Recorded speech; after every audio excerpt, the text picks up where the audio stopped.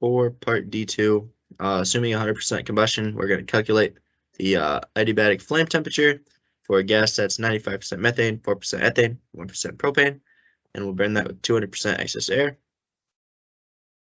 Start off, we're going to import our properties for methane, ethane, propane, oxygen, carbon dioxide, water, and nitrogen. And we'll import our numpy and our scipy optimized root. And then the first thing we're going to need to start off by is calculating our integrated heat capacity, because our heat capacity for these things will be changing as the temperature changes. So we'll define our integrated CP as a function of temperature, and that will start as our P dot C PIGA times T plus P dot CPIGB times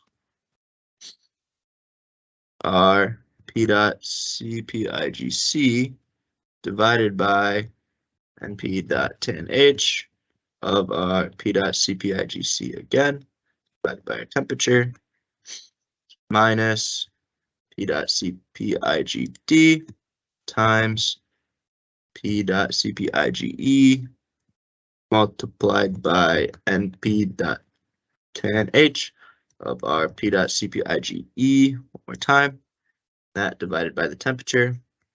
Lastly, we'll take this entire thing and divide it by 1,000 in order to convert it into kilojoules, because that's what it needs to be.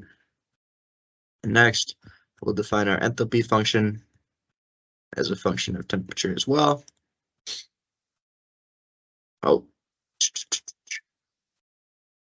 And this will just return us, this needs to be returned as well. This needs to return us our P dot heat of formation of our ideal gas plus our equation we just made, our integrated heat capacity of our temperature, and then that would be subtracted by our integrated heat capacity at 298. Those should be good.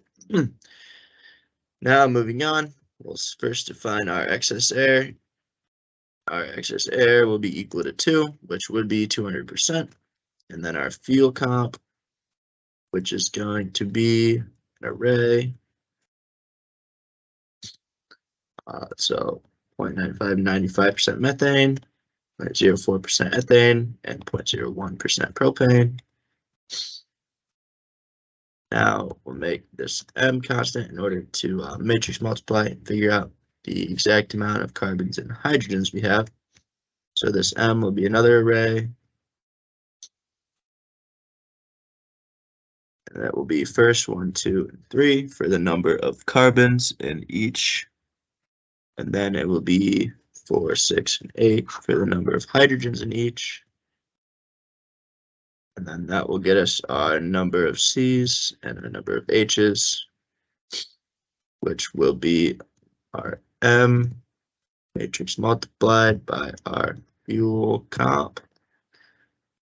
Now if we do NC, it should be about 1, and our NH should be about 4. Those look good.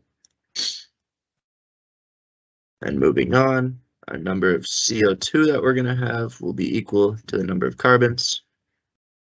Our numbers of water, H2O, are going to be equal to the number of hydrogens we have divided by 2.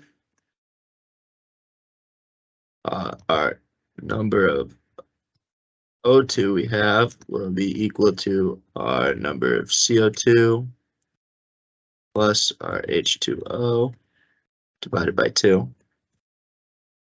What's wrong with this? H2O and H2O.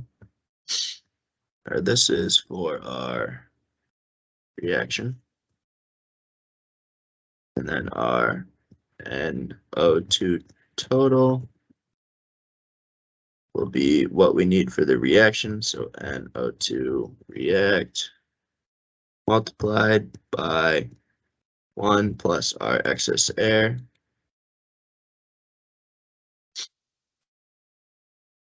And then our numbers of nitrogen dioxide will be from the air, which is where we get our oxygen from. So it will be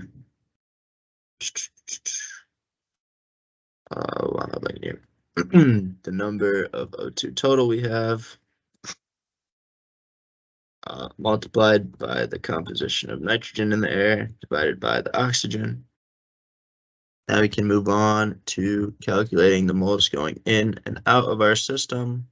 So our moles in will be equal to NP concatenate, and this, there we go.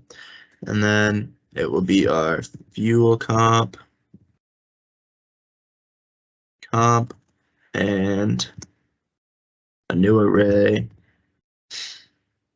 of our O2 total going in, so NO2 total, and then 0 CO2 and 0 water, because those are our products, and then our nitrogen dioxide going in, so that should give us our moles in, and then our moles going out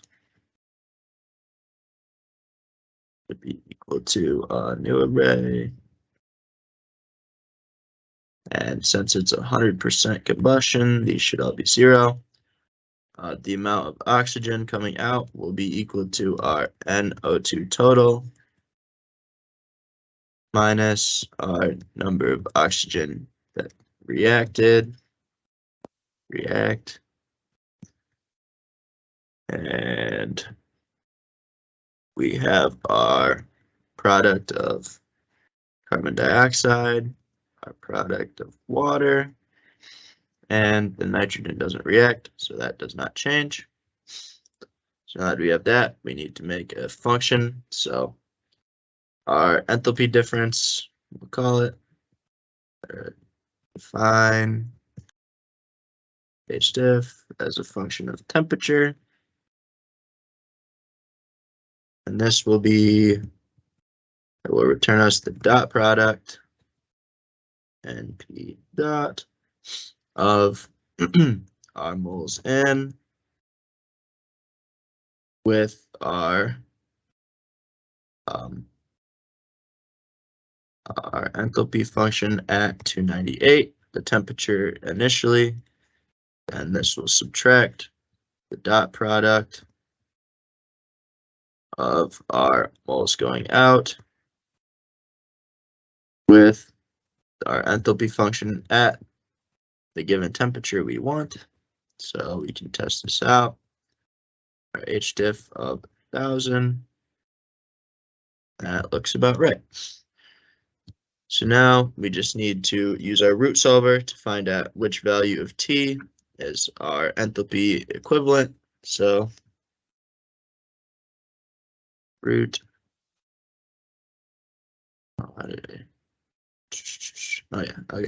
root of our HDiff function, and our initial guess is 1000. So the solution converged, and it says right here, our X value be 1140. So the temperature at which the enthalpies of the moles going in and the moles going out are equal would be at 1140 kelvins.